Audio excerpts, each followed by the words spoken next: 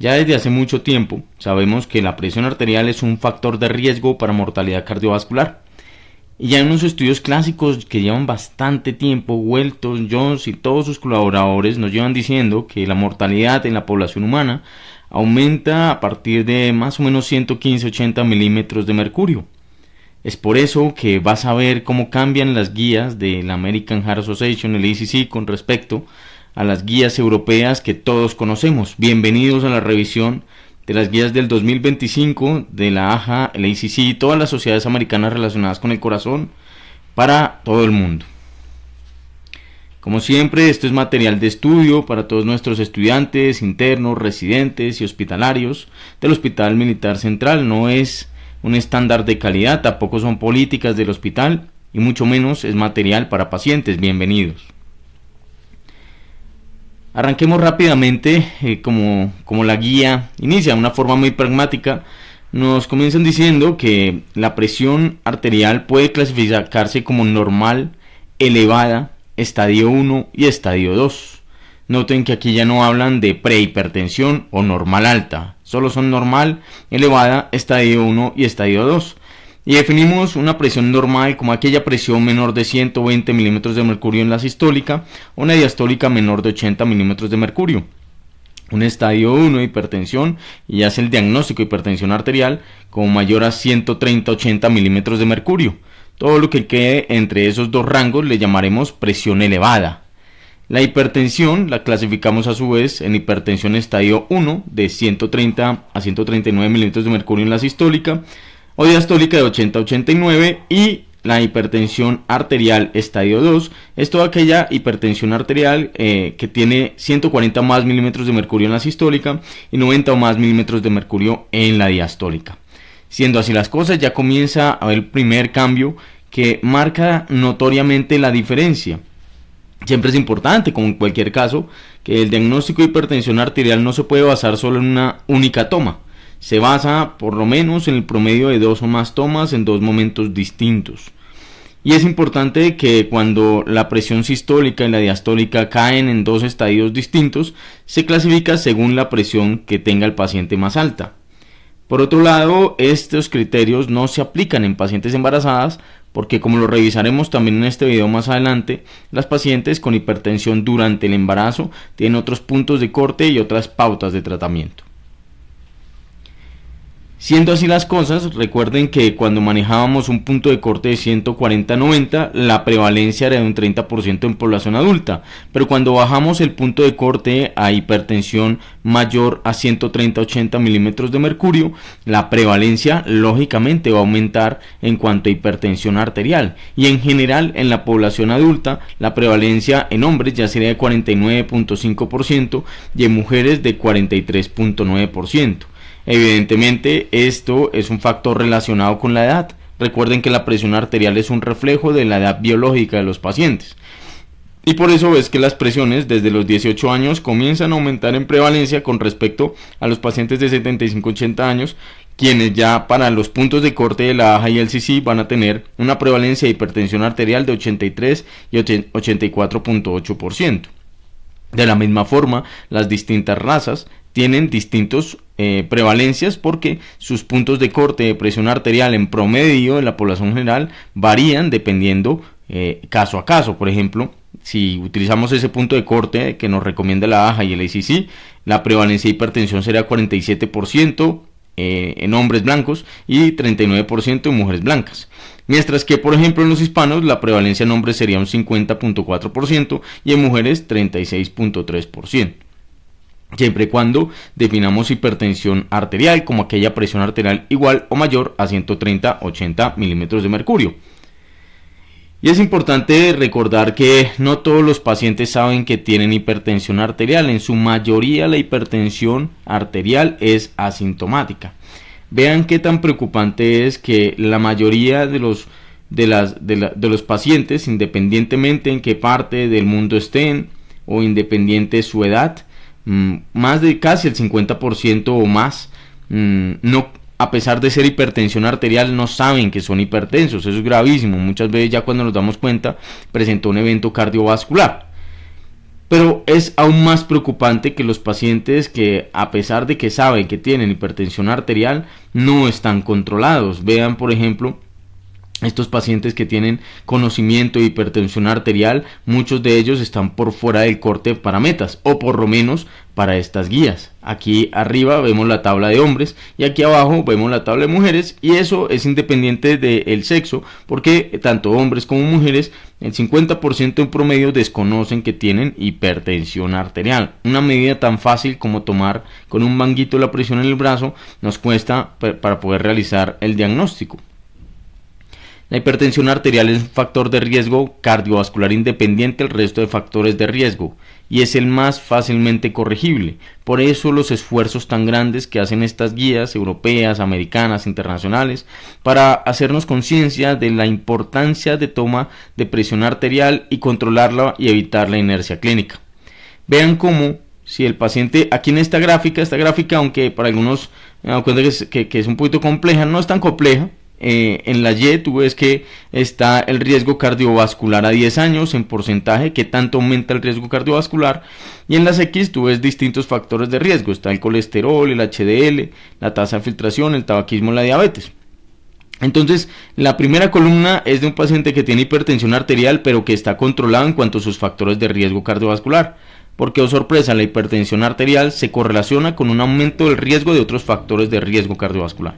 Y a medida que vamos avanzando en columnas, ellos nos van alterando los distintos factores de riesgo. Primero alteran el colesterol total, luego las ApoB, luego la tasa de filtración glomerular, luego el tabaquismo y luego la diabetes. Y nos ponen una tabla para mujeres primero y luego una tabla para hombres, que por ser caballeros la dejaremos de segunda. Entonces, los pacientes, así no tengan otros factores de riesgo, entre más alta su presión arterial, siendo azul una presión mayor de 170 milímetros de mercurio, vean cómo la mortalidad roza los 7%, el riesgo a 10 años. Para ellos eso es un riesgo moderado, y esto habla de que inclusive si no tienen otros factores de riesgo, dejar esa presión alta podría aumentar el riesgo aumenta el riesgo cardiovascular en los siguientes 10 años. Pero ¿qué pasa cuando aumentas el colesterol, y en especial cuando ese aumento en el colesterol depende de las ApoB? Se aumenta mucho más. Lo mismo pasa si comienza a padecer de enfermedad renal crónica, y si a eso le adicionas tabaquismo activo, y si a eso le adicionas diabetes, va aumentando de forma directamente proporcional en cuanto a más factores de riesgo, y si está entre más alta la presión arterial, pues peor. Pero vean que aquí nos llama la atención que el riesgo cardiovascular ya comienza desde los 110 milímetros de mercurio e inclusive está mucho más alto, por encima de 130 milímetros de mercurio. Es la razón por la cual ellos utilizan el punto de corte a partir de cual se modifica la mortalidad, basados en estudios como el SPRINT, el STEP, el HOPE. Ellos nos hablan de que la mortalidad se aumenta a partir de esos rangos tan bajos y que no podemos ignorar esos puntos de cortes bajos. ¿Qué tan frecuentes son los factores de riesgo cardiovascular en pacientes con hipertensión arterial? Vean, el 16% de los pacientes que tienen hipertensión tienen tabaquismo, el 12% tienen diabetes, el 72% tienen obesidad o sobrepeso y el 13% tienen algún grado de enfermedad renal crónica. La gran mayoría de las causas son genéticas, conductuales o ambientales en hipertensión arterial. Si bien es cierto que las variantes genéticas, que hay más de 100 variantes genéticas que pueden explicar hipertensión arterial, solo la varianza explica un 10%. Eso quiere decir que la hipertensión arterial es claramente multifactorial. Depende no solo de la predisposición genética. Tú sabes que cuando el paciente tiene padres con hipertensión arterial, tiene un riesgo a lo largo de su vida de un 30% de presentar hipertensión arterial. Pero esto depende si el paciente tiene una alta ingesta de sodio, una baja ingesta de potasio, si tiene una baja ingesta de calcio y magnesio, si tiene una dieta de baja calidad, rica en grasas, baja en frutas y vegetales, baja en fibras o baja en proteínas de plantas. Si consume alcohol, esto es muy importante recordarlo. Recuerden que los primeros 30 minutos de la ingesta de alcohol se baja la presión arterial, pero las siguientes 6 horas se aumenta la presión arterial. Si el paciente permite que entre en sobrepeso u obesidad y si no tenemos inercia clínica con esa condición, el sedentarismo. Vean la importancia para nosotros los mamíferos del sueño. Deberíamos dormir 6 a 9 horas cada noche y acostarnos temprano, pero estos pacientes que tienen alteraciones en la duración, en la calidad, en la regulación del sueño o en la regularidad, perdón, y peor aún aquellos que tienen trastornos respiratorios del sueño son aquellos pacientes que tienden a desarrollar hipertensión arterial a lo largo de sus vidas. Y los estresantes psicosociales y la polución son otros factores que también se conocen que favorecen la hipertensión arterial.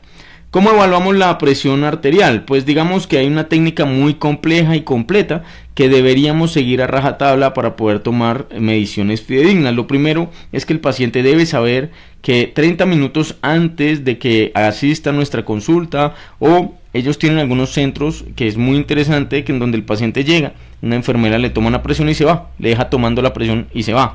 Eso permite que el paciente no esté ansioso, no esté asustado y no se le suba la presión.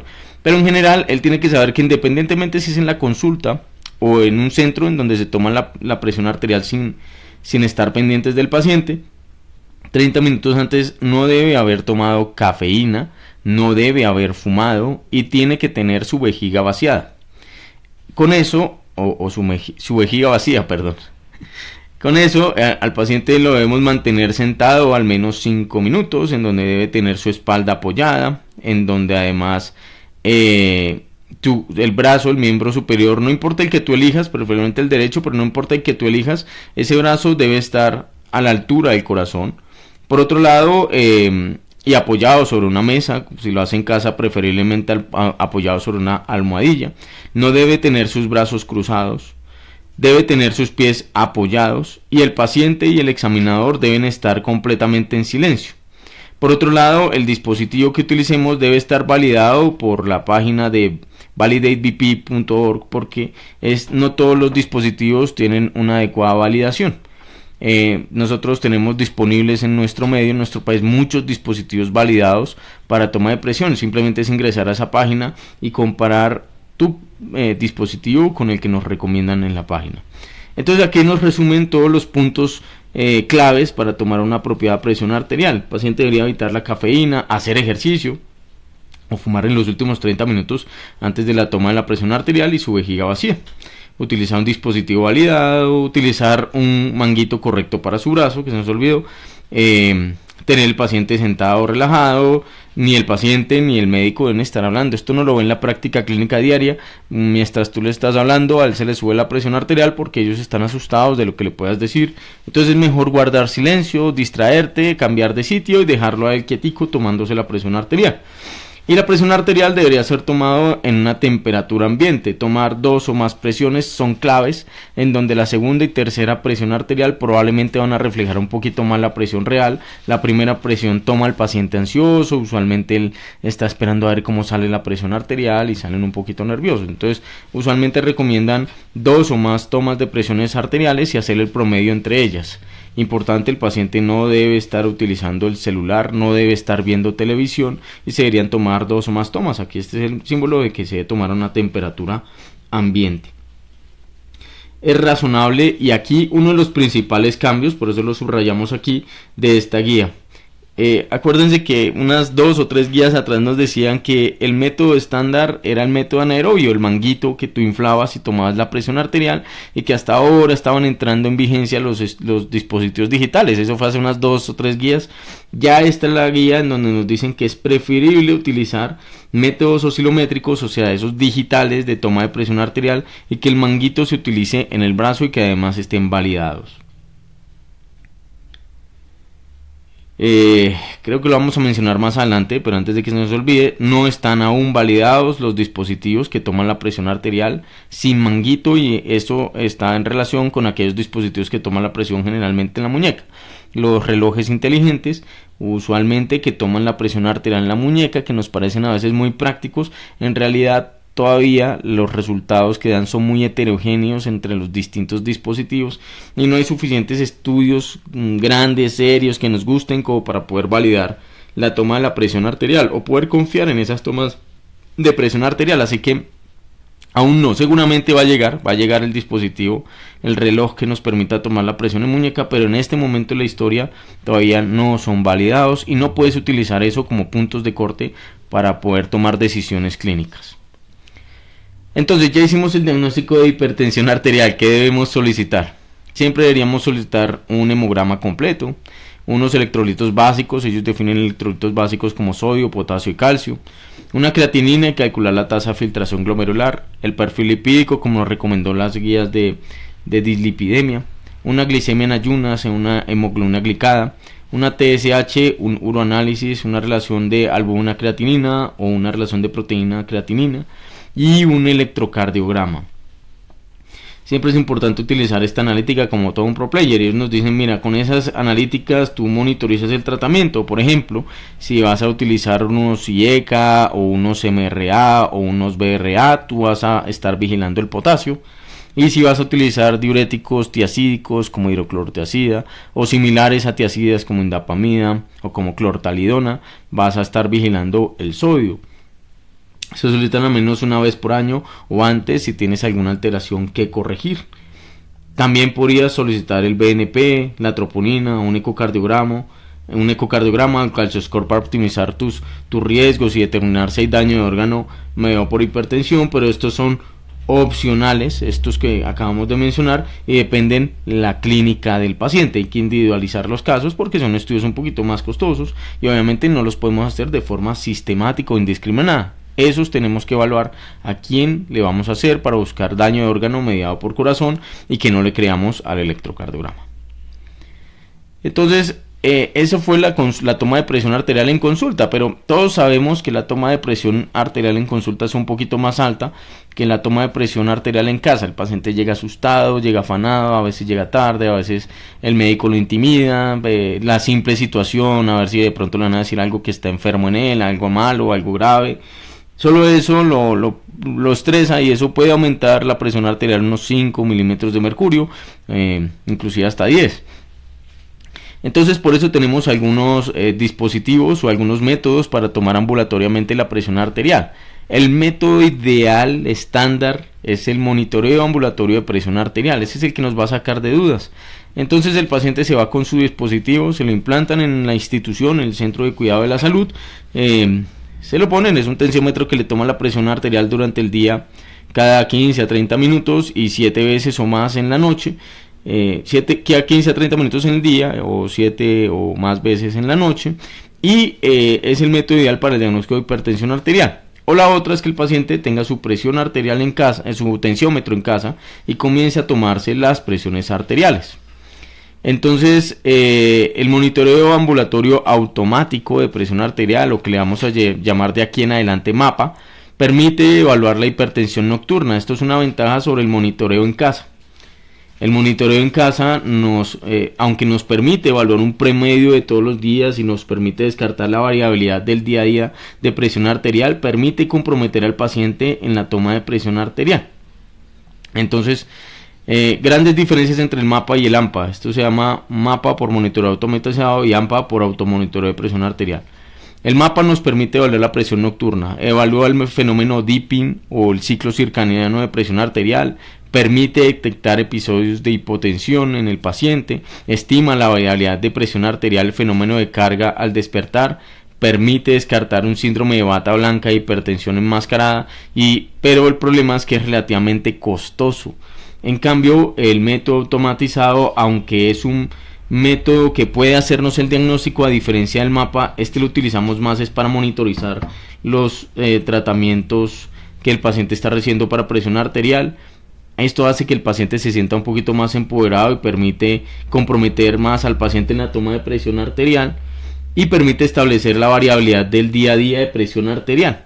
También el AMPA tiene un mejor desempeño que cuando lo comparas cuando toma la presión arterial en la consulta, y es práctico y permite descartar hipertensión de síndrome de bata blanca o hipertensión enmascarada. Ambos son síndromes en donde el síndrome de bata blanca la presión se aumenta durante la consulta simplemente por el mero hecho de estar en presencia de personal de salud, pasan el 30% de las consultas ambulatorias, o el síndrome de hipertensión enmascarada en donde el paciente llega con presiones normales o generalmente presiones elevadas a consulta, que no tiene diagnóstico de hipertensión, pero en la casa y en el domicilio se hace hipertensión arterial. Este monitoreo automático es relativamente barato, no le cuesta nada al sistema de salud, pero para el paciente sí puede resultar costoso porque tiene que comprar un tensiómetro. Cualquiera de los dos, uno pensaría que pues siempre deberíamos utilizar un mapa en vez del AMPA. Esto depende del tamaño del manguito, que el paciente compre un dispositivo validado, que se sepa tomar la presión arterial, que no se le olvide tomarla, que lo anote en alguna listica, en algún cuaderno, que anote las horas, el día, que a veces se les olvida hacer eso, pero aunque uno intuitivamente pensaría que el automonitoreo por el paciente no es tan bueno como el monitoreo de presión arterial, no hay evidencia que digan que alguno de los dos tiene un mejor desempeño o rentabilidad en cuanto al pronóstico cardiovascular. El mapa lo utilizamos más para el diagnóstico de hipertensión arterial, el AMPA lo utilizaríamos más para el seguimiento del tratamiento o en algunos casos para el diagnóstico. Por eso probablemente son autocomplementarios estos dos estudios. En adultos, los dispositivos de manguito de la muñeca no están aún avalados por la guía. Aquí era donde lo íbamos a mencionar, para el diagnóstico y el tratamiento de hipertensión arterial. ¿Cómo realizamos un AMPA? Utilizamos la misma técnica que aprendimos un par de diapositivas atrás. El paciente debe estar sentado al menos 5 minutos, no debe estar viendo televisión, no debe estar utilizando su celular, debe estar completamente en silencio, su espalda apoyada, sus pies apoyados también sobre el piso, no debe tener las piernas cruzadas. El brazo debe estar a la altura del corazón, debería estar apoyado sobre una superficie que no esté fría. El tensiómetro debe estar validado y esto debe tomarse antes del desayuno, pero mucho después de haberse despertado. También es importante tomar una presión arterial en la mañana y repetirla al minuto. Ellos nos recomiendan que sea al minuto la segunda toma y repetir el ejercicio en horas de la noche antes de irse a dormir. Siempre es importante que el dispositivo, el manguito, sea apropiado para su brazo. Por eso se le recomienda al paciente que antes de hacerse automonitoreo lleve el dispositivo a la consulta o a donde esté el personal de salud para mirar que sea el dispositivo apropiado y que esté validado por las distintas autoridades. El paciente lo mismo, no debe haber fumado, ni tomado café, ni haber hecho ejercicio 30 minutos antes de la toma de la presión arterial. Tampoco se debe haber despertado 30 minutos antes. La posición del manguito pues debe ser siempre en el mismo brazo, cualquiera de los dos, pero que sea siempre el mismo brazo. Y la presión arterial pues debe hacerse en un momento totalmente tranquilo. Aquí ellos recomiendan que deberían ser tomarse 2 presiones al día, 2 en la mañana y 2 en la tarde, o sea 4 lecturas al día, y que esta toma se puede hacer pues cuando él lo desee para hacer un monitoreo estricto, pero usualmente y mínimo debe ser 3 días antes de cada consulta con cualquier médico, o 7 días preferiblemente antes de cualquier consulta con cada médico. Esto no hace ninguna diferencia si es ortopedia o reumatología o no, con cualquier médico, porque todos los médicos deben tener la capacidad de hacer el tratamiento de hipertensión arterial. Los valores de referencia que acabamos de mencionar, de que en la primera diapositiva, son de presión arterial en la consulta. Estos monitoreos ambulatorios, el automonitoreo, que ellos le dicen monitoreo basado en casa del paciente, o ellos el ABPM es el mismo mapa para nosotros, son otros puntos de corte. Como sabemos, la presión arterial en casa es un poco más baja que la presión arterial que tenemos en consulta. Entonces, en la consulta, ¿cierto? Nosotros definimos presión normal como aquella presión de 120/80 o menos. Eso también aplica para el automonitoreo. Eso también aplica para el mapa en las horas del día. Pero cuando miras el promedio de presiones de 24 horas, o sea, las que incluyen el sueño, la presión normal para ellos en el mapa es menor de 115/75. Hipertensión en el automonitoreo también se define como 130/80. E hipertensión en el día en el mapa es 130/80, en la noche 110/65 y el promedio de 24 horas 125/75. Es importante recordar que la presión en consulta ya estadio 2, la hipertensión, en el automonitoreo, y esto es importante, esto no nos lo hacían énfasis en las otras guías, ya nos dicen cuál es estadio 1, 2 y 3. Usualmente nos toca referirnos a otros documentos, pero estadio 1, 130/80 en el automonitoreo, 2, 135/85 e hipertensión severamente elevada, pues mayor de 160/100, aunque esta clasificación ellos no la incluyen en esta guía. Por alguna razón nos ponen 160/100. Y la presión estadio 1 para el mapa en el día es 130/80, estadio 2, 135-85, en la noche, estadio 1, 110-65, estadio 2, 120-70, y de 24 horas, 125-75 y 130-80 para estadios 1 y 2, respectivamente. ¿Qué es el síndrome de bata blanca y el síndrome de hipertensión enmascarada? Entonces, hay una gran diferencia entre síndrome de bata blanca y presión enmascarada. Son dos eventos totalmente distintos, uno requiere tratamiento, el otro no. Aquellos pacientes que tienen sus presiones normales tanto en consulta como de forma ambulatoria, pues son normetensos. Aquellos pacientes que tienen hipertensión tanto en consulta como ambulatoriamente tienen hipertensión, eso ya lo sabemos.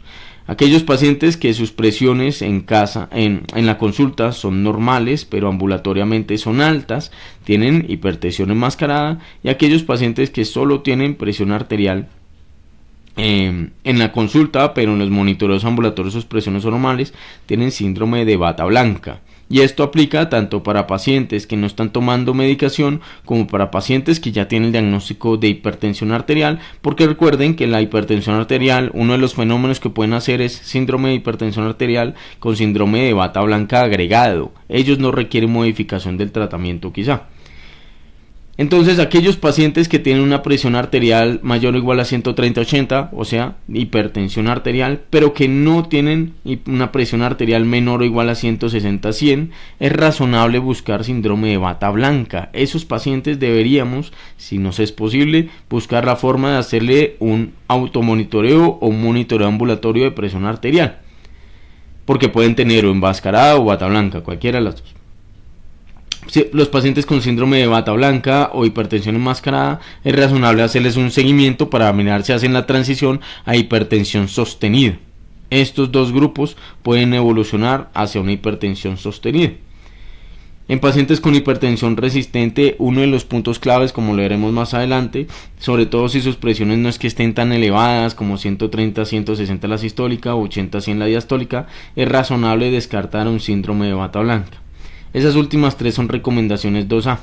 Y hay una recomendación 2B para pacientes con o sin tratamiento de hipertensión, en quienes sus presiones son normales. Deberíamos de vez en cuando pensar que están haciendo hipertensión enmascarada agregada a su hipertensión y que de pronto requieren un tratamiento adicional, a pesar de que llevamos sus presiones controladas en la consulta, con un mapa o con un monitoreo ambulatorio realizado por el paciente, un automonitoreo, porque esos pacientes que tienen en consulta presiones normales pero en el mapa altas, se benefician desde el punto de vista cardiovascular de adicionar tratamientos. Así veas las presiones en consulta normales, si la tienen sostenida en casa elevada la presión, pues definitivamente tienes que ajustar el tratamiento.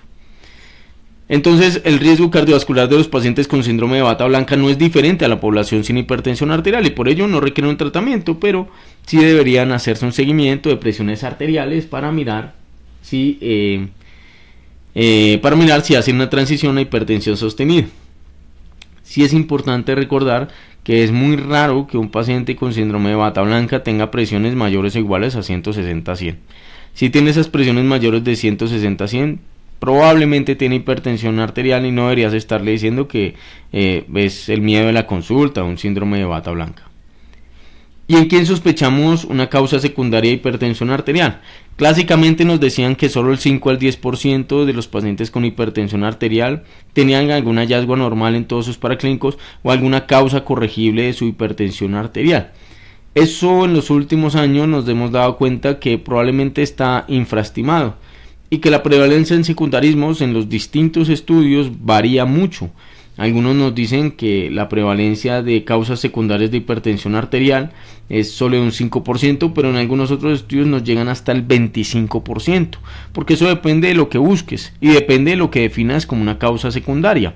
Pero en términos generales, aquellos pacientes que tienen causas secundarias suelen manifestarse como debutar con hipertensión en estadio 2, que tengan hipertensión resistente al tratamiento, que aumente la presión arterial en un paciente que ya teníamos previamente controlado con buena adherencia al tratamiento, que tengan hipertensión del joven, que para esta guía el diagnóstico o el criterio de hipertensión del joven es un paciente de menos de 30 años de edad con hipertensión, que aparezca un paciente de más de 65 años con hipertensión diastólica, o que haya un daño de órgano mediado por hipertensión pero que sea desproporcionado a los niveles y duración de presión arterial en ese paciente.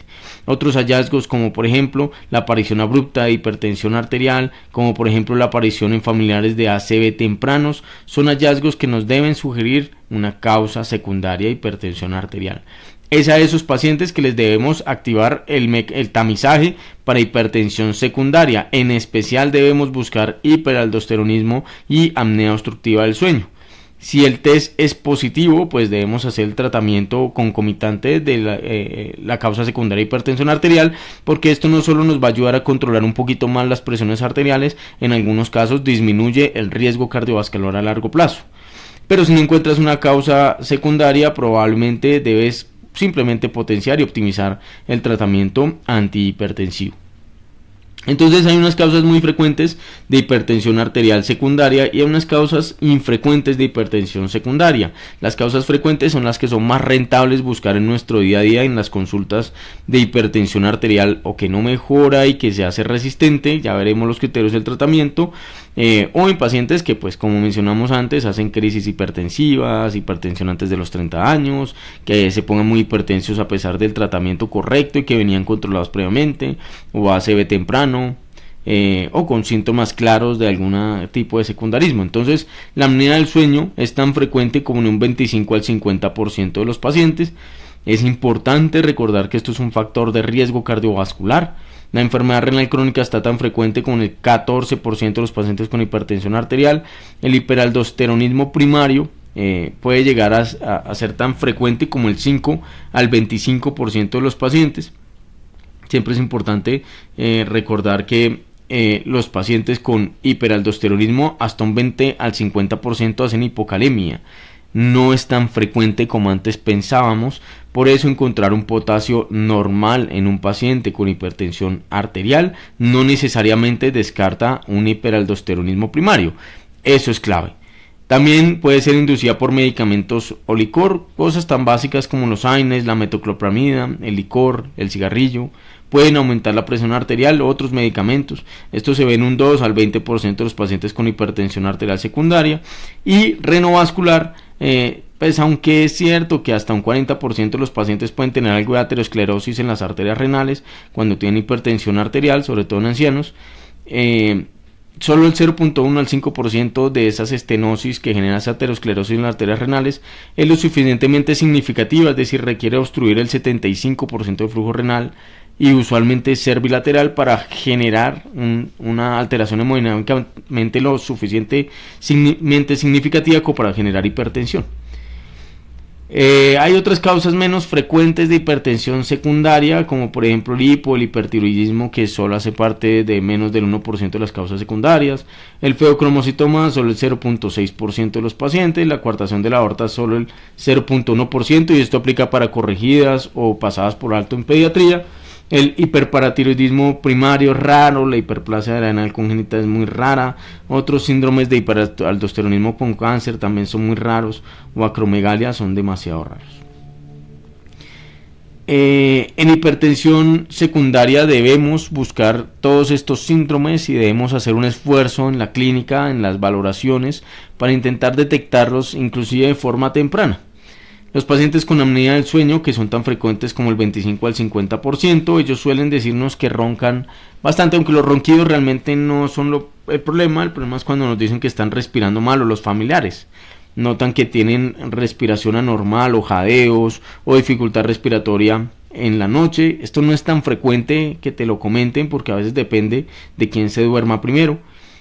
Pero también hay otros hallazgos porque a veces, como es tan difícil los síntomas en la noche, tienes que basarte en síntomas diurnos, tener hipersomnia diurna, tener astenia dinámica desproporcionada en el día a día, tener hipertensión resistente, tener presiones o normales o elevadas sin rango de hipertensión, pero tener daño de órgano mediado por hipertensión. Son hallazgos que te tienen que hacer pensar que este paciente tiene apnea del sueño. Por otro lado, en el examen físico encontrar un paciente obeso o que tenga una circunferencia del cuello muy grande, como por ejemplo en hombres que sean más de 43 milímetros o mujeres más de 40 milímetros, o que tengan Mallampati clase 3 o 4 en el examen físico, o que en el monitoreo ambulatorio de presión arterial en el mapa encuentres que sus presiones nocturnas no se reducen entre un 10 y el 20% que lo normal.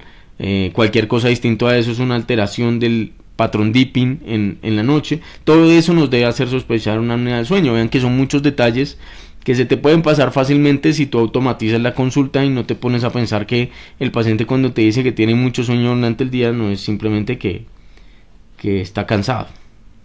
Tienes otras herramientas un poquito más objetivas, como el Stop Band, como el cuestionario de Berlín, como la oximetría de la noche, como evaluar por ejemplo el Mallampati, y hacer los estudios confirmatorios de forma apropiada a quienes tienen un riesgo intermedio o alto, como por ejemplo enviar a una polisomnografía. Otras causas como la enfermedad renal crónica en los pacientes con hipertensión son tan frecuentes como en un 14%. Estos pacientes usualmente te llegan con factores de riesgo como diabetes, como hematuria, como alguna historia de una obstrucción de cualquier tipo de la vía urinaria, como síntomas irritativos urinarios o síntomas obstructivos urinarios o incontinencia urinaria. También el uso indiscriminado de AINES inclusive acetaminofén más de 4 gramos al día, pueden favorecer la aparición de enfermedad renal crónica. Una historia familiar de enfermedad renal crónica que nos haría pensar en una enfermedad poliquística. Y pues obviamente le vas a pedir un tamizaje de creatinina y uroanálisis a todos los pacientes que le hacen un diagnóstico de hipertensión. Deberíamos examinar completamente todos nuestros pacientes en busca de masas abdominales palpables, soplos o palidez en la piel, porque pues ellos hacen mucha anemia. Y las pruebas de tamizaje de electrolitos y azoados, pues ahí deberías hacer todo el diagnóstico de enfermedad renal crónica. También podrías pedirle otros como la cistatina o como un ultrasonido renal, pero usualmente esto se reserva más cuando ya estás buscando causas secundarias o cuando encuentras los estudios iniciales de base anormales. Entonces usualmente le calculamos una tasa de filtración y se debe calcular una tasa de filtración a todo paciente glomerular, a todo paciente con hipertensión arterial, y clasificarlo según la clasificación, valga la redundancia, de CADIGO, para poder establecer no solo el tratamiento, sino evaluar qué contraindicación puede tener algunos de los medicamentos antihipertensivos, como lo veremos más adelante. Otras causas secundarias de hipertensión arterial es, por ejemplo, aquellos pacientes que consumen alcohol o algunos medicamentos pueden inducir la aparición de hipertensión arterial. Esta prevalencia es tan alta como el 2 al 20%. Los pacientes pueden estar tomando cosas que nos parecen tan inocuas como un AINES, por ejemplo. Para algunos de ellos dicen, no, pues ibuprofeno para el dolor, y si tienen dolor crónico comienzan a tomarlo todos los días. Pero recuerden, y les digo inocuos porque aunque nosotros usualmente ya no ponemos tanto AINES, porque la mayoría de nuestros pacientes en medicina interna tienen hipertensión arterial, aún así uno ve que les dejan de forma crónica un gel de AINES, y eso también aún así tiene algo de absorción. O por ejemplo los contraceptivos orales, o por ejemplo tú ves que hay tratamientos que están en tratamiento post-trasplante con ciclosporina o tacrolimus, que lógicamente no se los vamos a suspender, pero que sí nos podrían explicar por qué ese paciente joven con un trasplante nos está haciendo hipertensión arterial, y que si no la controlamos va a deteriorarse el pronóstico y la supervivencia de ese injerto. También los dermatólogos recuerden que utilizan algunos de estos medicamentos para algunas de sus condiciones, así que tenemos que hacer una evaluación completa y exhaustiva de los medicamentos que está recibiendo de forma bajo prescripción y también por su propia cuenta. Vean que, por ejemplo, los antigripales como los descongestionantes pueden tener pseudoefedrina, o cosas tan sencillas como aquellas anfetaminas que les gusta a muchos de nuestros compañeritos también consumir para mantenerse despiertos en los turnos. Eso también puede aumentar la presión arterial, y muchos de ellos ni siquiera lo saben. Los medicamentos derivados de anfetaminas son muchos de ellos los que se promocionan de forma subrepticia para poderte mantener alerta durante los turnos, y sin darte cuenta estás aumentando tu presión arterial y deteriorando tu riesgo cardiovascular a largo plazo. Y recordar aquí, metiéndonos un poquito en la cardiooncología, que los factores de crecimiento del endotelio vascular, tales como el bevacizumab o los inhibidores de la tirosinquinasa de Bruton, pueden aumentar el riesgo de hipertensión arterial, y esto hace parte de la valoración de cardiooncología, el monitoreo ambulatorio de presión arterial de sus pacientes. Tan importante el paciente, si viene consumiendo clonidina y su presión se eleva de forma abrupta, hay que mirar si la están dispensando, si la está tomando, porque muchos de ellos no nos cuentan que por temor, por vergüenza, que dejaron de tomarse sus medicamentos para la presión arterial. Importante, los medicamentos homeopáticos no se pueden subestimar. Muchos de ellos tienen algunos componentes que inhiben la monoaminoxidasa y eso hace que tengan hipertensión e interacciones con medicamentos que formulamos en nuestro día a día. Entonces es importante buscar algunos toxidromes en nuestra clínica o en nuestra práctica clínica diaria, tanto en consulta como en urgencias, y solicitar los estudios específicos. Bueno, si tú crees que te da con drogas ilícitas, pues pide un tamizaje urinario, pero en general hay que intentar mirar si se puede suspender esos medicamentos, hacerlo, pero si no se puede, pues hablar con los servicios que lo están formulando para ver si de pronto hay alguna alternativa. Si no, pues simplemente se hace el tratamiento de hipertensión arterial y ya sabes que esa es una de las causas, pero pues tocará tolerarla porque muchos de esos tratamientos, como el tacrolimus, la ciclosporina, el bevacizumab, el suratinib, todos esos, el sumatinib también podría generar aumentos en las presiones arteriales y eventualmente pues eso está salvando la vida del paciente. Entonces, importante, el alcohol puede generar hipertensión arterial. Por eso, cuando un paciente está tomando licor, lo ideal es que ya no tome más. Eso es muy fácil decirlo, pero para algunos es muy difícil. Entonces, en esos pacientes la meta debería ser que si es hombre no tome más de 2 tragos al día y si es mujer no tome más de 1 trago cada día. Los pacientes que toman cafeína, aunque la cafeína suele mejorar el riesgo cardiovascular a largo plazo, también puede subir la presión arterial. En ese caso, si nos toca suspenderla o por lo menos bajarlo a 1 taza cada día.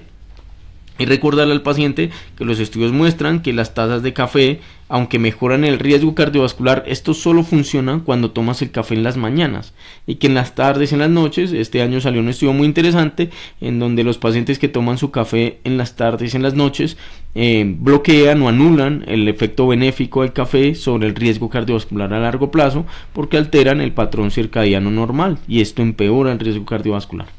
También los pacientes que tienen episodios gripales, hay que recordarles, los pacientes hipertensos deberían evitar antigripales que contengan pseudoefedrina o fenilefrina porque estos son simpático-miméticos y aumentan la presión arterial.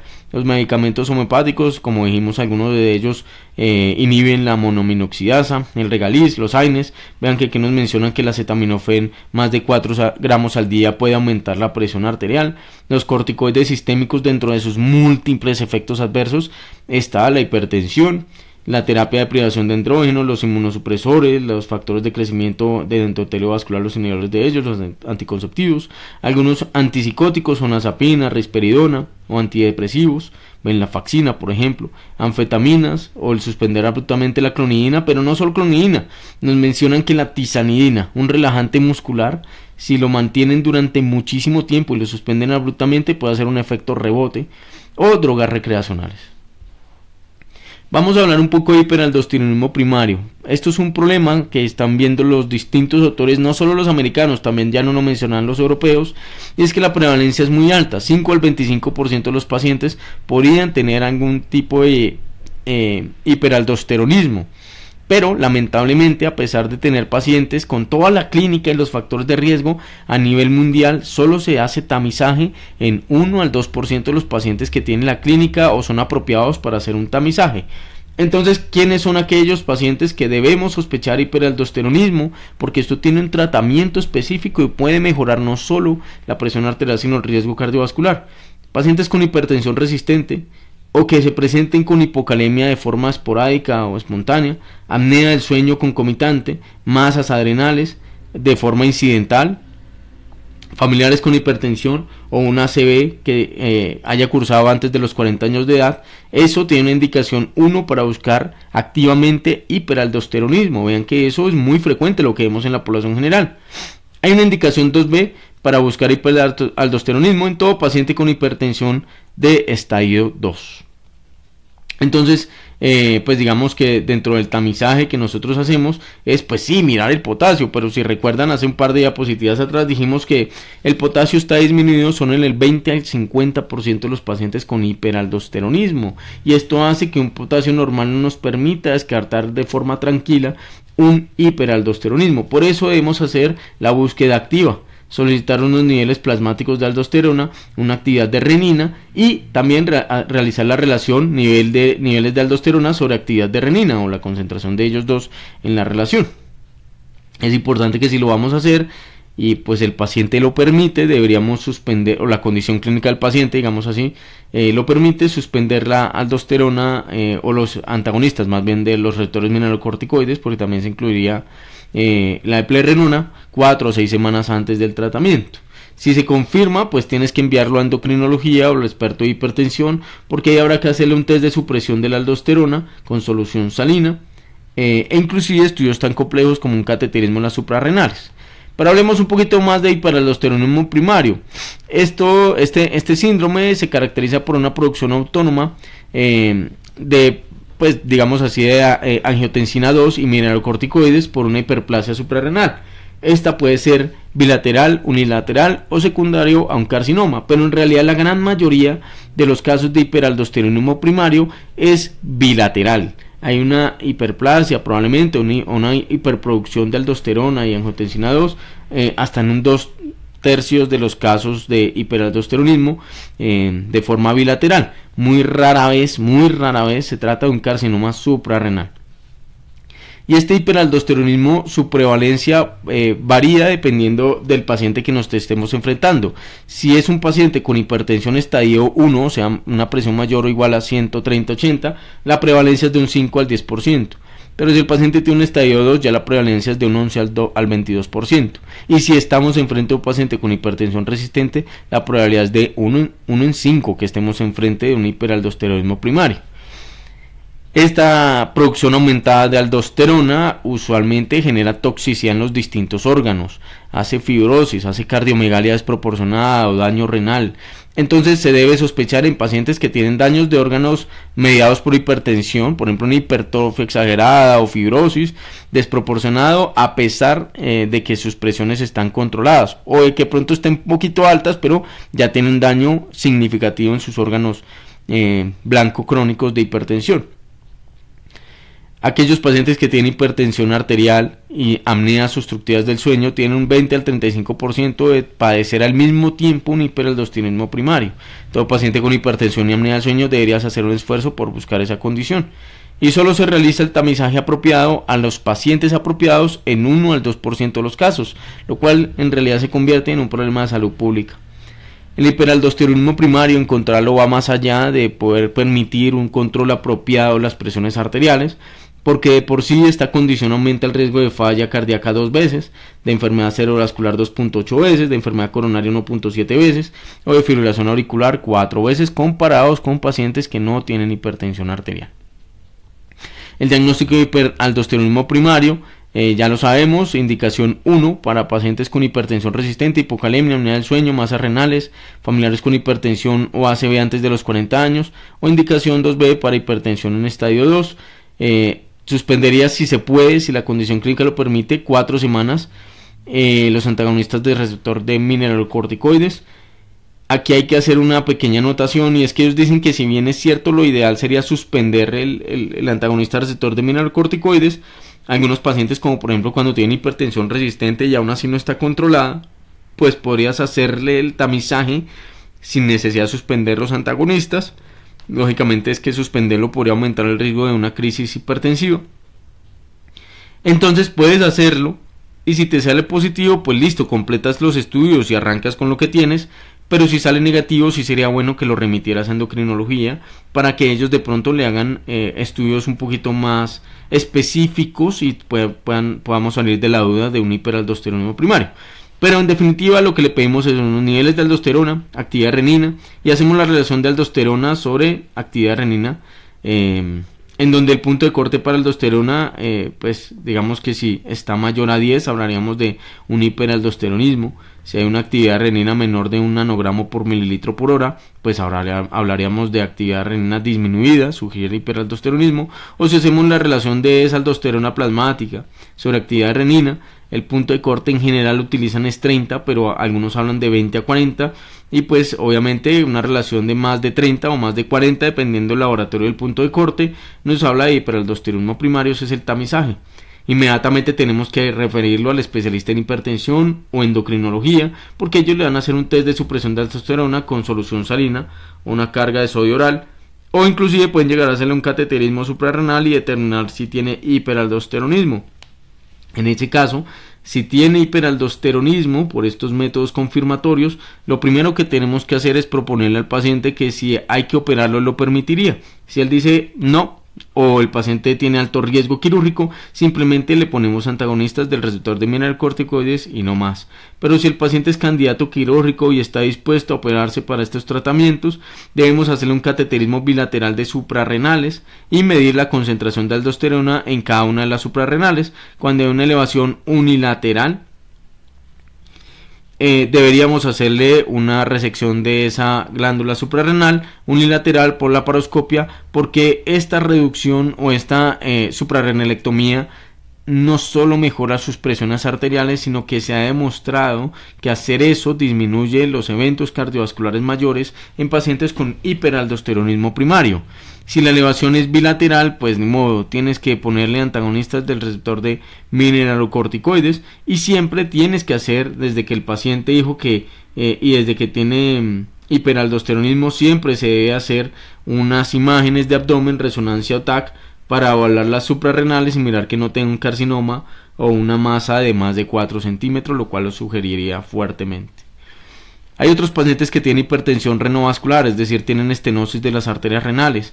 Aunque es cierto que más o menos el 14 al 40% de los pacientes con hipertensión de más de 60 años tienen algún grado de aterosclerosis a nivel de las arterias renales, son el 0.1 al 5% lo suficientemente significativa como para reducir en un 75% el flujo sanguíneo renal.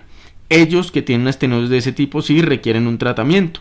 La causa más frecuente, sobre todo en ancianos, es la enfermedad aterosclerótica, más del 90%, y estos usualmente son ancianos con factores de riesgo cardiovascular. La causa más frecuente no aterosclerótica y probablemente en pacientes jóvenes es la enfermedad fibromuscular de las arterias renales, en cuyo caso el caso clásico es una mujer joven con hipertensión y que arrancan usualmente con crisis hipertensivas. Usualmente uno pensaría que pues la revascularización es lo ideal, y eso sí aplica para pacientes con enfermedad renovascular no aterosclerótica. En enfermedad fibromuscular probablemente la revascularización de las renales sí tiene unos mejores desenlaces cardiovasculares, pero en aquellos pacientes que tienen enfermedad aterosclerótica con estenosis de las renales, no, probablemente no mejora el riesgo cardiovascular comparado con una terapia médica agresiva. Así que si el paciente tiene una estenosis de las arterias renales, pero la causa es aterosclerótica, solo deberíamos revascularizar a aquellos pacientes que hacen edemas pulmonares flash. Algunos de ellos se llama el síndrome de Pickering, cuando la estenosis es unilateral en un paciente monorreno o bilateral, o cuando hay un empeoramiento de la función renal a pesar del tratamiento apropiado antihipertensivo, o en pacientes jóvenes que tienen enfermedad fibromuscular renal o enfermedad de Takayasu u otras estenosis en pacientes jóvenes que no son ateroscleróticas y que el flujo es completamente significativo. Entonces, no siempre que revascularizamos una aterosclerosis significativa como causa renovascular va a mejorar, pero sí que sí, cuando la revascularizas por una causa no aterosclerótica, ahí sí mejora la presión arterial, porque esos pacientes todavía no han hecho el remodelamiento vascular apropiado. Entonces ahora vamos a entrar a hablar del tratamiento de la hipertensión arterial. Lo primero siempre va a ser hablar de las medidas no farmacológicas, y hay que recordar que todas esas medidas no farmacológicas tienen una amplia evidencia y todas tienen indicación 1A, salvo los tratamientos de control mental. Entonces, la pérdida de peso, que se recomienda perder al menos 5% del peso en pacientes con sobrepeso u obesidad, es una recomendación 1. Una dieta DASH, una dieta rica en frutas, vegetales, fibra y baja en grasas y azúcares procesados, rica en pescado, también está recomendada, indicación 1A. Tomar máximo 2.3 gramos de sodio al día y preferiblemente no más de 1.5 gramos de sodio al día, tiene una indicación 1A. Aumentar la ingesta y los suplementos de potasio siempre y cuando el paciente no tenga enfermedad renal crónica o no esté tomando medicamentos que inhiban el sistema renina-angiotensina-aldosterona. Esto tiene una indicación 1A. En enfermedad renal crónica deberíamos evitar las dietas ricas en potasio, y cuando están utilizando el MRA o el IECA o el BRA deberías individualizar caso a caso. y basar esos suplementos en el monitoreo de potasio. El ejercicio moderado, toda vez que nos recomiendan más de 150 minutos a la semana de ejercicio de resistencia, o 75, eso es de ejercicio moderado, o ejercicio intenso más de 75 minutos a la semana, y ejercicio de fuerza o isométrico debería ser 2 a 3 veces a la semana. El paciente no debería consumir licor, y si no puede suspenderlo completamente, máximo 1 a 2 tragos al día. Esto es que el paciente, si es mujer, máximo 1 trago, si es hombre, máximo 2 tragos al día. Ellos definen un trago de licor como el equivalente a 12 onzas de cerveza o 5 onzas de vino o 1.5 onzas de alcohol destilado. Todos esos cambios en el estilo de vida suelen reducir la presión arterial de forma significativa, hacen que el paciente se sienta mucho mejor y además mejoran su riesgo cardiovascular a largo plazo, y todas ellas tienen indicación 1A. También hay un pequeño espacio para aquellas terapias como el yoga o como la respiración controlada, que también reducen la presión arterial, pero que la evidencia solo les permite hacer una recomendación tipo 2B. Entonces vean cómo la pérdida de peso logra reducir en pacientes con hipertensión 6 a 8 milímetros de mercurio, y en pacientes sin hipertensión 3 a 5 milímetros de mercurio la presión sistólica. Tener una dieta DASH 5 a 8 en hipertensos, 3 a 7 en no hipertensos. Reducir la ingesta de sodio, 6 a 8 hipertensos, 1 a 4 no hipertensos. Sustitutos de sal, y esto incluye aumentar también la ingesta de potasio, pero también hay otros sustitutos. Reducen 5 a 7 minutos de mercurio en hipertensos y 5 a 6 minutos de mercurio en no hipertensos. Y reducir la ingesta de alcohol es clave, porque reduce 4 a 6 en hipertensos y 3 en no hipertensos. Alguien podría lanzarse a decir, bueno, entonces yo voy a elegir esto, la dieta DASH y la pérdida de peso son los más efectivos comparado con, por ejemplo, dejar de tomar. Entonces yo puedo tomar, pero voy a perder peso, es una dieta saludable. Lamentablemente no. No hay estudios que comparen las distintas estrategias, y los estudios son completamente distintos. No es comparable. Aquí es lo que nos muestran estos estudios, pero esta estrategia de pérdida de peso no es comparable en potencia con la de reducción de licor, por ejemplo. No puedes comparar entre las potencias de distintas medidas no farmacológicas y de pronto decir, no, voy a elegir esta y esta y esta no. El ejercicio, todas ellas reducen la presión arterial en hipertensos y no hipertensos, y la meditación y el control de respiración también logran reducir la presión arterial en hipertensos y no hipertensos. ¿Cuál es el tratamiento médico de la hipertensión arterial? Este es el plato fuerte de la guía. Entonces, para aquellos que de pronto dicen, no, pero bajaron el punto de corte, ¿qué vamos a hacer? La guía europea nos dice una cosa, la guía americana nos dice la otra. En realidad, desde hace mucho, Welton nos dice que a él lo malinterpretan. Eso pasa muchas veces por no leer completamente la guía. La guía es clave que el punto de corte que utilizan los europeos, que aquí lo definen como hipertensión del grupo 2, todos ellos sí requieren un tratamiento farmacológico. Todos. O sea que prácticamente, tanto en los europeos como en los americanos, a una presión arterial mayor o igual a 140/90 de forma sostenida, se le pone tratamiento farmacológico. Eso nos lo han dicho todas las guías. Y que 130/80 no necesariamente tienes que ponerle tratamiento farmacológico. Y aquí es donde pecan aquellos que no son en la guía. Y es que los pacientes que tienen una hipertensión estadio 1 deberían recibir tratamiento antihipertensivo, pero no todos. ¿A quiénes les ponemos? Aquellos pacientes que ya tienen una enfermedad cardiovascular establecida. Es decir, tus pacientes con falla cardíaca o ACVs o enfermedad coronaria deberían recibir tratamiento antihipertensivo si su presión es mayor o igual a 130/80. O aquellos pacientes que tienen un factor de riesgo cardiovascular que están en estadio 1, como diabetes, enfermedad renal crónica, o su riesgo cardiovascular es mayor o igual a 7.5% basado en el puntaje de Prevent que ellos tienen validado para su población americana. Pero si no tienes la posibilidad de validar el Prevent 7.5%, el Prevent mayor o igual a 7.5% es el equivalente a un Framingham mayor o igual a 15% de riesgo cardiovascular. Entonces esos pacientes sí reciben tratamiento antihipertensivo y la indicación es 1. El resto de pacientes que no tengan enfermedad cardiovascular y no estén en riesgo de enfermedad cardiovascular a 10 años, esos pacientes puedes darle un tratamiento no farmacológico por 3 a 6 meses, pero tiene que ser un tratamiento farmacológico juicioso, dirigido, estricto, monitorizado, Y si a pesar de 3 a 6 meses no mejora, ahí sí podrías plantearle un tratamiento farmacológico. También podrías apoyarte, si quieres tomar la decisión en 3 a 6 meses, de un ecocardiograma, un BNP, una troponina, o en sus antecedentes femeninos como preeclampsia o hipertensión durante la gestación, porque todos estos nos hablan de aumento del riesgo cardiovascular a 10 años y también se benefician de bajar la presión por debajo de 130/80. No todos los pacientes en estadio 1 reciben tratamiento farmacológico, y la mayoría de ellos que no están en riesgo cardiovascular les debes dar tratamiento no farmacológico. Lo que pasa es que es tedioso, pero eso tienes que hacerlo. Entonces, ¿cómo se resuelve eso los tratamientos? Porque también aquellos que critican la guía les gusta también, no, pero es que pues el 40% les va a poner a todos 40% de la población adulta humana les va a poner un antihipertensivo.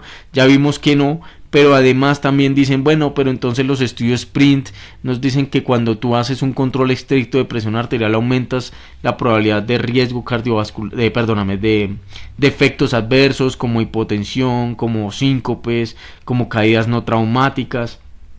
Entonces, esos pacientes que están en estadio 1, les inicias una monoterapia y la vas titulando cautelosamente. Aquellos pacientes que están en estadio 2, si le inicias una terapia dual. La terapia dual, recuerda, hay unos medicamentos de primera línea, son las tiazidas o los medicamentos similares a tiazida, que para efectos de la práctica clínica diaria y efectos de esta guía son lo mismo. Tiazida, clortalidona e indapamida los meten dentro del grupo que nos van a hablar de tiazidas.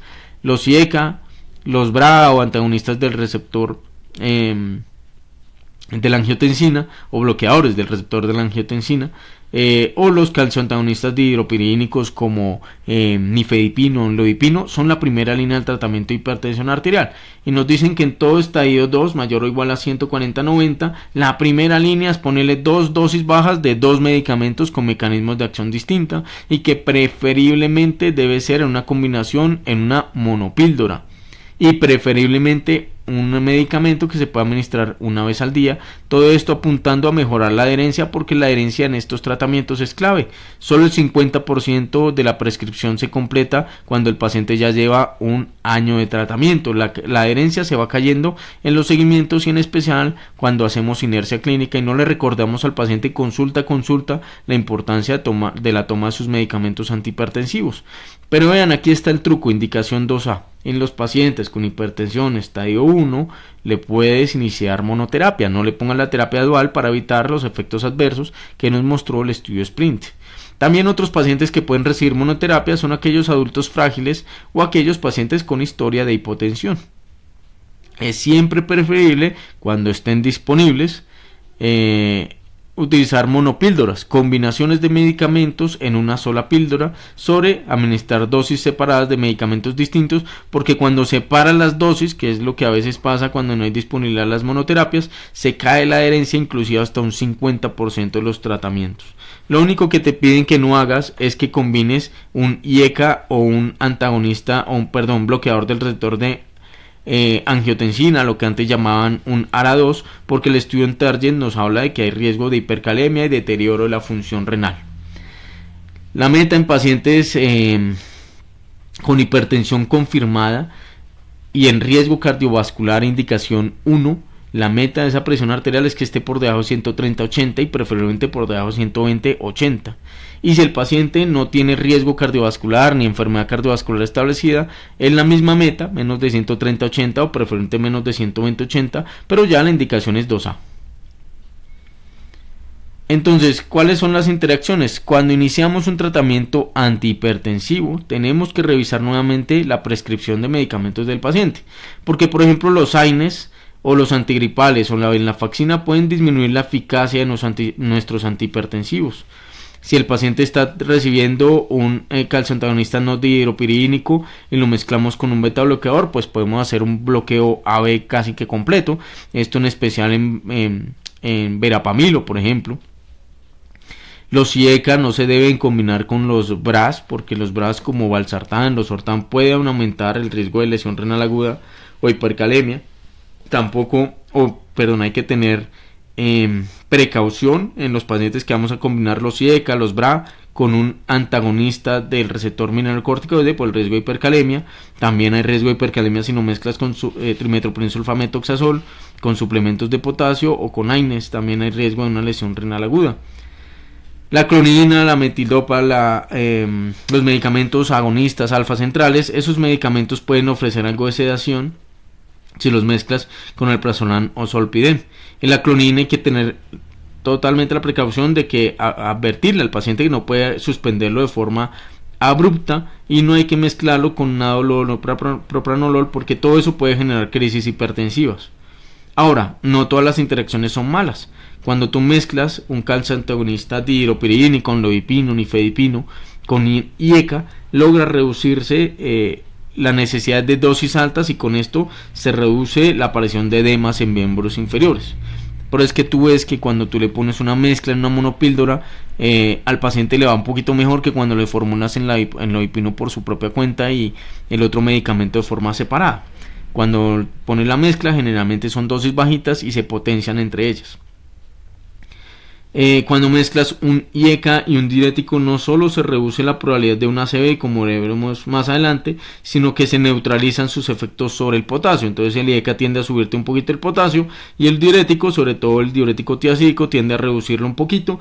Entonces se balancean los efectos sobre el potasio, no sufre tanto de hiper o hipocalemia por cada uno de ellos por separado. Cuando mezclas un IECA con un medicamento que absorbe el potasio a nivel intestinal, pues se reduce la probabilidad de hipercalemia, y los diuréticos con los suplementos de potasio, pues obviamente reduce la probabilidad de una hipocalemia. Una vez inicias el tratamiento con antihipertensivos, tienes que estar pendiente de las complicaciones, las que más nos preocupan: hipercalemia. Por eso debemos solicitar siempre un potasio 2 a 4 semanas luego del inicio de cualquier medicamento que inhiba el sistema de angiotensina-aldosterona. Entonces, cuando aparece con y sin hipercalemia, cuando aparecen los medicamentos inhibidores del sistema angiotensina-aldosterona,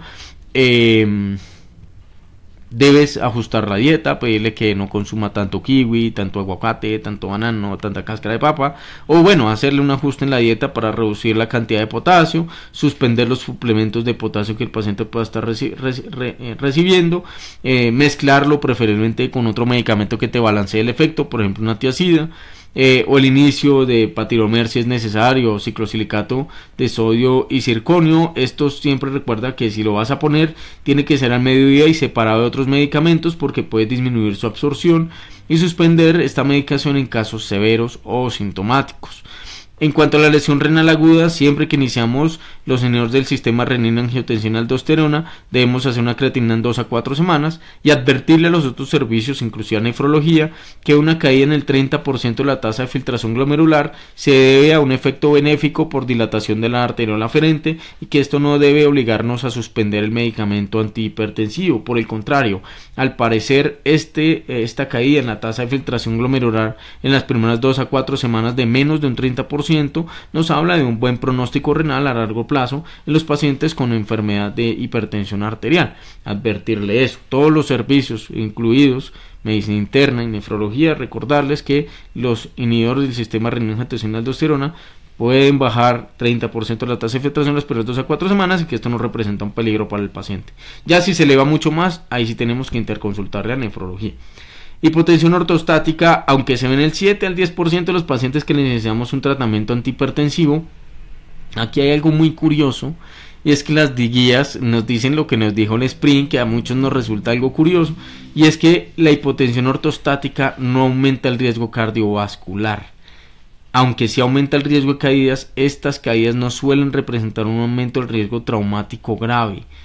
Pero el riesgo de no ponerle antihipertensivos a estos pacientes a largo plazo cardiovascular, el riesgo cardiovascular de no iniciar un tratamiento antihipertensivo supera cualquier riesgo de hipotensión ortostática. Eso es lo que nos dice la guía, y por eso dicen que pues simplemente cuando el paciente te hace hipotensión ortostática tienes que titular los tratamientos antihipertensivos. Hablemos de las comorbilidades de hipertensión arterial. La guía con cada una de estas comorbilidades te dedica casi 1 o 2 páginas, pero vamos a resumirlas porque sería bastante extenso y tedioso revisar una a una. Simplemente los aspectos clave de cada comorbilidad. Diabetes. Recordar que el 80% de los pacientes con diabetes tienen hipertensión arterial. Las metas para los pacientes con diabetes son las mismas que acabamos de revisar en la guía. Y simplemente nos recuerdan que debemos aprovechar el efecto antiproteinúrico y nefroprotector de los IECAS y los bloqueadores de los receptores de angiotensina. También nos recuerdan que los ISGLT2 son antiproteinúricos. En cuanto a los pacientes con hipertensión y obesidad, es importante recordar que perder el peso es clave, no solo para el control de la presión arterial, sino también para el control de las apneas del sueño, y que hay estudios, por ejemplo, tan interesantes como tirzepatide, en quienes se logró caer la carga de apneas del sueño una vez lograron perder peso con esos medicamentos. Por eso nos recomiendan considerar siempre adicionar un agonista del receptor GLP-1 en pacientes con sobrepeso de un índice de masa corporal mayor o igual a 27, o recomendar o plantearnos al menos la posibilidad de una cirugía bariátrica en pacientes con obesidad y un índice de masa corporal mayor o igual a 35. Y esto siempre, cualquier medida tiene que ir de la mano de cambios en el estilo de vida. La enfermedad coronaria tiene las mismas metas de la guía, menos de 130-80, preferentemente menos de 120-80. Y aquí la primera línea de tratamiento deberían ser los beta bloqueadores, luego el primer año una revascularización si su FEV está preservada. Y siempre los inhibidores del sistema de renina-angiotensina, los inhibidores son primera línea en enfermedad coronaria. En falla cardíaca, depende un poquito, si la fracción de eyección está reducida, pues siempre deben ir con un beta bloqueador y evitar los calcioantagonistas no dihidropirínicos, por ejemplo el verapamilo, porque recuerden que son inotrópicos negativos. Y al contrario de la falla cardíaca con fracción de eyección reducida, aquellos pacientes con falla cardíaca con fracción de eyección preservada, por el contrario, ellos per se tienen insuficiencia cronotrópica, por eso te hacen tanta disnea cuando les pones un beta bloqueador. Entonces en ellos hay que evitar en lo posible un beta bloqueador, salvo que tengan algún otro tipo de indicación específica, como por ejemplo fibrilación auricular. Entonces hay que tratar de evitarlos en lo posible siempre y cuando no haya alguna otra indicación en HFpEF. En fibrilación auricular, el 80% de las fibrilaciones auriculares tienen hipertensión arterial, son las mismas metas. Y el control de la hipertensión previene o disminuye pues la carga de fibrilación auricular. Al disminuir la poscarga en el ventrículo izquierdo, se cae el aumento en la presión en la aurícula izquierda y esto disminuye el remodelamiento auricular izquierdo. En cuanto a la enfermedad aórtica, también tiene las mismas metas. Como todas estas comorbilidades, no hay una meta específica para cada una de ellas, todas son menos de 130-80, preferiblemente menos de 120-80, pero simplemente nos recuerdan que por cada 10 milímetros de mercurio que aumenta la presión sistólica, se aumenta un 30% el riesgo de ruptura de un aneurisma de la aorta abdominal. Y que nos dicen que aquí hay que preferir los beta bloqueadores porque estos, al disminuir el dP sobre el DT, la diferencia de presión sobre diferencia de tiempo, disminuye el cizallamiento sobre la aorta y esto disminuye la probabilidad de una ruptura. Otras comorbilidades de la enfermedad renal crónica, el 67 al 92% de pacientes con enfermedad renal crónica cursan con hipertensión arterial, son las mismas metas y nos recuerdan que esas mismas metas, a pesar de lo que nos dio el sprint, aún así las metas menor de 130-80 está demostrado claramente que reducen un 14% la mortalidad. Nos recuerdan que los IECAS y los BRAS o ARA2 tienen un efecto antiproteinúrico y que estos medicamentos tienen una por evidencia en pacientes que están recibiendo cualquier tipo de diálisis, bien sea peritoneal o hemodiálisis, por eso no pueden hacer recomendaciones de medicamentos IECAS o BRA en esta clase de pacientes. Los pacientes con trasplante renal simplemente nos recuerdan que las terapias inmunosupresoras como tacrolimus, como ciclosporina, suelen aumentar en un 70 al 90% de la probabilidad de hipertensión arterial y por eso esos medicamentos no se suspenden, pero sí nos obligan a mantener una vigilancia estricta en las presiones arteriales y controlarlas rápidamente con las mismas metas para evitar un deterioro del injerto. La hemorragia intracraneal, en una hemorragia intracraneal aguda, usualmente para presiones entre 150 a 220 hay que reducir la presión a menos de 140 milímetros de mercurio, pero que tener precaución de no reducirla a más de 130 milímetros de mercurio, porque por debajo de ese punto de 130 se aumentan los desenlaces adversos neurológicos y también evitar los descensos de menos de 130 si la presión arterial está ya demasiado alta, más de 220 milímetros de mercurio. Ahí nos recomienda que es razonable cuando la presión está extremadamente alta, la sistólica por encima de 220, bueno, bájala por lo menos a 160-80. Los ACVs isquémicos en el escenario agudo, el 75% cursan con hipertensión arterial. Recuerden que esa hipertensión arterial es un mecanismo de defensa para proteger la penumbra isquémica y por eso no se suelen reducir de forma sistemática o indiscriminada. Solo la reducimos cuando la presión está por encima de 185-110 si le vamos a hacer una trombolisis. Y esta hay que mantenerla por lo menos 24 horas. Menor de 180-105 si le realizamos una trombolisis o un tratamiento endovascular. Si la presión arterial nos llega mayor o igual a 220-110 y no le vamos a hacer trombolisis al paciente, solo en ese punto le iniciamos un tratamiento antihipertensivo. Si la presión en una ACV sin trombolisis nos llega mayor o igual a 220/110, la idea es reducir un 15% esa presión arterial. Y también hay que evitar reducir menos de 220-120 si no hay trombolisis o tratamientos endovasculares en las siguientes 48 a 72 horas. Cuando la presión llega alta y está por debajo de 220-120, estos pacientes están protegiendo su penumbra isquémica. Si no los vas a trombolizar, déjalos quietos y comienza a bajar la presión por ahí después de 48 a 72 horas. Luego de que reperfundas un paciente, y esto no lo mencionan más para la terapia endovascular, hay que evitar reducir la presión más allá de 140 milímetros de mercurio en las siguientes 24 y 72 horas. Eso también con la mira de proteger la penumbra isquémica. Para prevenir una ACV en el escenario ambulatorio se utilizan las mismas metas 130-80 y aquí se prioriza los IECAS y tiazidas. Esas mezclas logran reducir la aparición de ACVs.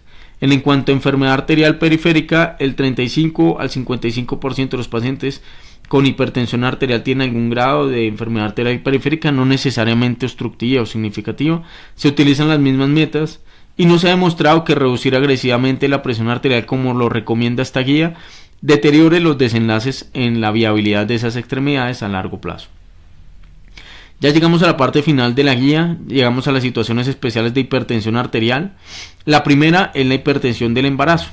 Aquí el punto de corte para definir hipertensión durante el embarazo es una presión sistólica mayor o igual a 140 y o una diastólica mayor o igual a 90 mililitros de mercurio. Recordar que una sola toma no hace el diagnóstico. Tienen que ser 2 tomas separadas por 4 horas. Si en 2 tomas separadas por más de 4 horas tienes estas presiones, tienes hipertensión durante el embarazo. Pero esto no aplica cuando la presión de esa embarazada nos llega por encima de 160 milímetros de mercurio o 160, o cuando nos llega su diastólica mayor o igual a 110 milímetros de mercurio. Aquí no hay que esperar 4 horas, aquí solo se esperan 15 minutos y se confirma esa presión arterial, porque esto puede empeorar los desenlaces tanto de la madre como para el bebé o para el feto. Entonces, materno-fetales, los desenlaces se deterioran. Si le dejas esa presión mucho tiempo, esa toca hospitalizarla y asegurarnos si su presión arterial está así de alta. Y nos van a clasificar la hipertensión del embarazo en hipertensión crónica, hipertensión gestacional, preeclampsia o preeclampsia con hipertensión crónica adicional o agregada. Entonces, ¿cómo definimos una hipertensión crónica en el embarazo?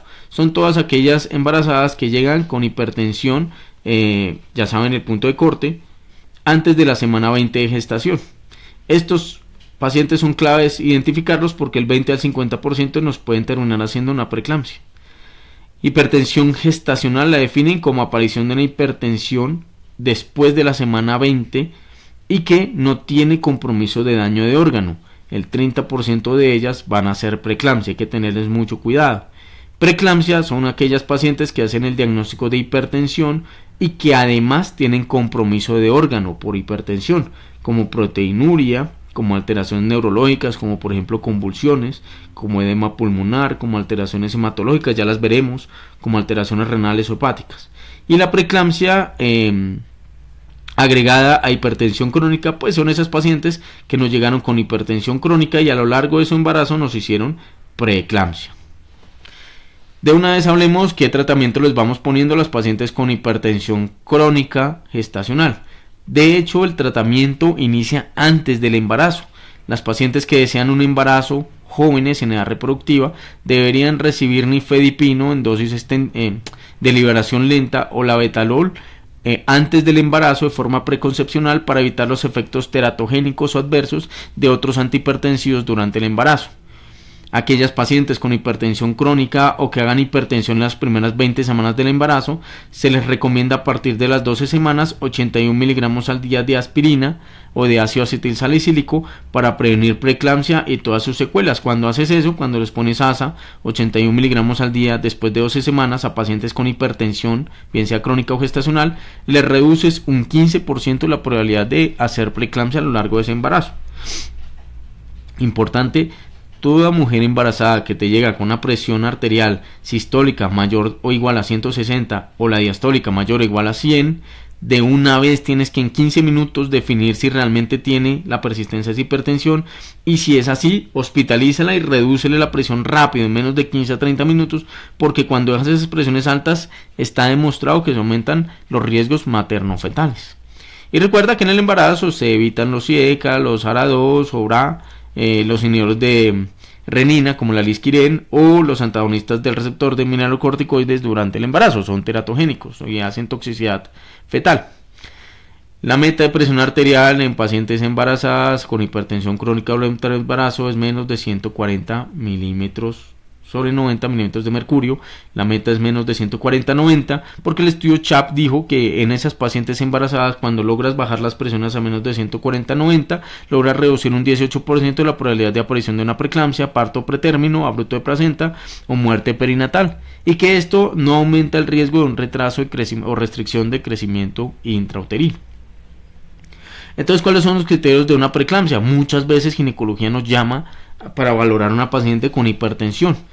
Vamos a definir una preeclampsia como aquellas pacientes con unas presiones mayor o igual a 140 y o 90 milímetros de mercurio, sistólica y diastólica respectivamente, con 2 tomas 4 horas de diferencia a partir de las 20 semanas de gestación, o que tenga unas presiones mayores o iguales a 160-110 confirmadas en 15 minutos, y que además tenga proteinuria, que ellos definen como una proteinuria mayor o igual a 300 miligramos en 24 horas, o su equivalente, más de una relación de proteína creatinina en orina mayor de 0.3, o que si no tienes alguna de esas dos, que en el uroanálisis te reporten 2 o más cruces, aunque preferiblemente deberían utilizarse los métodos cuantitativos. Si no tiene eso, también el hecho de tener trombocitopenia menos de 100.000 o una lesión renal aguda que ellos definen como una creatinina mayor de 1.1 o que se doble la creatinina basal de la paciente, o una alteración o elevación de las transaminasas más de 2 veces el límite superior normal, o que haga edema pulmonar, o que haga manifestaciones neurológicas, convulsiones por ejemplo, ya nos hace el diagnóstico de preeclampsia. Entonces, ¿qué le deberíamos solicitar a esos pacientes? A esos pacientes tienes que pedir una proteinuria de 24 horas, relación proteinuria creatinina en orina, un uroanálisis, un hemograma, un recuento manual de plaquetas, una ST-ALT y evaluar si hay edema pulmonar y todo lo que le quieras pedir adicional a eso. ¿Qué tratamientos tenemos orales durante el embarazo para controlar la presión, la hipertensión crónica o gestacional en estas pacientes? Tienes la betalol, si la tienes vía oral, máximo 200 a 2400 miligramos por día, y lo divides en 2 a 3 dosis. Comúnmente se suele formular 100 a 200 miligramos 2 veces al día. Obviamente no se lo vas a poner un asma y no se lo vas a poner bradicardia o bloqueo sabe. El nifedipino puedes dejarle 30 a 120 miligramos al día, y eso lo das en 2 a 3 dosis. Usualmente se deja la dosis de liberación extendida 30 a 60 miligramos al día. También está la metildopa, que es usualmente lo que más se utiliza en ginecología, y ellos arrancan con 250 miligramos cada 12 y lo van titulando dependiendo las presiones arteriales, y pueden llegar hasta 3000 miligramos por día, pero siempre repartirlo, dividirlo en 2 a 4 dosis diarias. Esto hay que recordar que puede ofrecer un poquito de sedación, pero pues eso no es peligroso. Y también, como medida desesperada, se puede administrar hidroclorotiazida 12.5 a 50 miligramos al día. Si ya la paciente tiene preeclampsia o necesitas bajar la presión de forma urgente, puedes utilizar la betalol 10 a 20 miligramos en bolos cada 10 a 30 minutos, o preferiblemente la infusión de 1 a 3 miligramos al minuto, y nunca superar 300 miligramos en total. Recordar que esto se debe evitar en asma, en bloqueos AB, en bradicardias severas. Hidralacina 5 miligramos IV cada 5 a 10 minutos, máximo 20 miligramos, una infusión de 0.5 a 10 miligramos hora, aunque este no está tan disponible. Un nifedipino, liberación inmediata 10 a 20 miligramos cada 20 minutos, hasta lograr una dosis máxima de 180 miligramos. Importante, cuando la paciente entre en su posparto, se recomienda tomar la presión arterial citar a la paciente a una toma de presión arterial 3 a 10 días después del parto y pedirle que se haga un monitoreo en casa con presión arterial automonitoreo. Recordar que la preeclampsia y la hipertensión durante el embarazo ya a lo largo de su vida se van a comportar como un factor de riesgo, y esto es decisivo para el inicio de tratamiento antihipertensión monoterapia en estadio 1. Hablemos un poco de hipertensión arterial resistente. El diagnóstico de una hipertensión resistente es todo paciente que tenga presiones arteriales no controladas y que ya tenga 3 o más antihipertensivos, y que esos antihipertensivos incluyan un IECA, un BRA, más un calcio antagonista dihidropiridínico, o que tenga un diurético tipo tiazida. O también aquellos pacientes que tienen 4 o más medicamentos para poder controlar su presión arterial. Estos pacientes deben haberse excluido previamente que tengan pseudoresistencias, es decir, aquellos pacientes con mala adherencia o que la toma de la presión es inadecuada. Y también hay que hacerles un mapa, un monitoreo ambulatorio de presión arterial, para asegurarnos que realmente están con hipertensión resistente. Una vez hacemos el diagnóstico de hipertensión resistente, tenemos que buscar si el paciente está haciendo sus medidas de control del estilo de vida apropiados. Puede que todavía esté tomando licor, todavía esté fumando, puede que no esté haciendo ejercicio, puede que todavía no haya logrado perder peso. También hay que descontinuar todas las sustancias que aumenten la hipertensión: tabaquismo, cafeína, licor, AINES, metoclopramida, etc. Por otro lado, también está el tamizaje para causas secundarias de hipertensión. Todo paciente con hipertensión resistente debe iniciarse un estudio de hipertensión secundaria. Y el tratamiento, entonces, lo primero es que si está con hidroclorotiazida, hay que cambiarlo a indapamida clortalidona. Si, por ejemplo, no ha iniciado previamente, hay que adicionar espironolactona o su equivalente en 25 o 50 miligramos al día, o eplerenona 25 a 50 miligramos 1 o 2 veces al día, siempre y cuando la tasa de filtración esté mayor o igual a 45 mililitros por minuto. Esto va a lograr reducir 6 a 9 milímetros de mercurio la presión en el monitoreo de presión arterial de 24 horas en el mapa. Si la tasa de filtración está por debajo de 45, pues deberías utilizar o clortalidona o diuréticos de asa. Y adicionamos otros medicamentos. Si no mejora a pesar de eso, adicionamos otros medicamentos con diferentes mecanismos de acción, como beta bloqueadores, simpático líticos centrales, calcioantagonistas no dihidropiridínicos como verapamilo. Aquí lo que le estábamos poniendo antes eran sí calcioantagonistas, pero dihidropiridínicos como amlodipino o nifedipino. Pues aquí ya deberíamos plantearnos ponerles verapamilo adicionalmente. Y se debería pensar o plantear la posibilidad de adicionar a aprocitentan, antagonistas del receptor de endotelina. El problema es que el 18% te van a hacer edemas en miembros inferiores, o hidralacina o minoxidil o algún otro vasodilatador. Y ahí tienes que remitirlo a cardiología o a endocrinología para que le hagan un estudio mucho más juicioso. Recordar que la hipertensión resistente hace parte del 8 al 20% de todas las hipertensiones arteriales, y que aumentan un 50% el riesgo cardiovascular mayor a largo plazo. Todos estos pacientes que tienen hipertensión resistente, o inclusive si no tiene hipertensión resistente pero no toleran medicamentos antihipertensivos, si tu centro tiene experiencia, deberías plantearle la posibilidad de hacerle una denervación renal. Los estudios tienes que saber que son controvertidos. Algunos bajan la presión arterial, otros no. Faltan estudios para mirar sus desenlaces a largo plazo desde el punto de vista cardiovascular. Pero siempre recordar que todo paciente con hipertensión resistente o que no estén controlados pero que no toleren los medicamentos antihipertensivos son buenos candidatos para ellos. Pero que eso no se le puede proponer a cualquier persona. No se le puede proponer a alguien que tiene hipotensión ortostática o hipotensión vasovagal, o digamos síncopes neurocardiogénicos o síncopes neurocardiogénicos.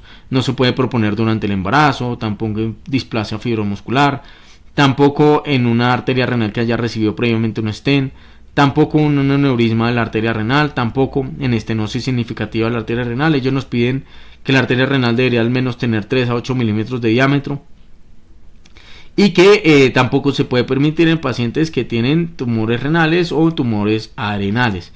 y es mandatorio cuando le vas a hacer esto, primero que se hace en un centro de alta experiencia. Segundo, explicarle al paciente que esto solo va a funcionar en el 60 al 70% de los casos, que requiere además un seguimiento de imágenes renales para mirar que no haya una estenosis renal o de la arteria renal posterior al tratamiento como complicación de la misma, y explicarle todos los riesgos de un acceso femoral relacionados con la denervación renal, porque el acceso para hacer ese procedimiento es un acceso siempre femoral, entonces eso aumenta el riesgo de complicaciones vasculares y pues todo lo referente a un cateterismo por ese lado. Pero cuando se le puede hacer al paciente se le logra reducir, en general los estudios muestran que le baja, los que logran reducir la presión arterial a 3 meses, 4 a 6 milímetros de mercurio la sistólica en el mapa en el promedio de 24 horas en los siguientes 2 a 3 meses. Ya finalmente las emergencias hipertensivas, recordar que el criterio de diagnóstico de emergencia hipertensiva es toda presión arterial mayor o igual a 180-120 y que además demuestra un compromiso de órgano blanco. Importante, siempre que la encuentres, siempre que la confirmes, la indicación 1, así no de pronto no caiga muy bien en la UCI, es trasladar a ese paciente a la unidad de cuidados intensivos, siempre que tenga compromiso de órgano, porque cuando no hay compromiso de órgano blanco se considera una hipertensión severa. Sin compromiso de órgano blanco, ya no hablamos de urgencia hipertensiva. Primera guía que nos dice que ya no hables de urgencia hipertensiva y se casan con que estos pacientes se les debe llamar hipertensión severa sin compromiso de órgano blanco.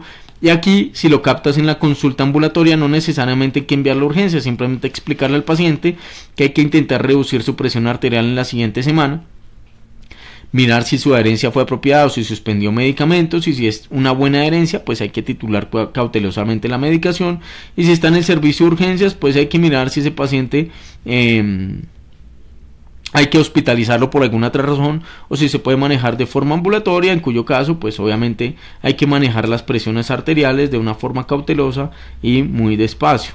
Importante, los pacientes que se hospitalicen, al intensificar las terapias muchas veces les ocasionamos daño porque ellos ya vienen adaptados a una hipertensión, y al bajar abruptamente esas presiones cuando no tienen compromiso de órgano blanco pueden hacer hipoperfusión en los distintos órganos. Entonces hay que evitar reducir obsesivamente las presiones en las siguientes 24 horas.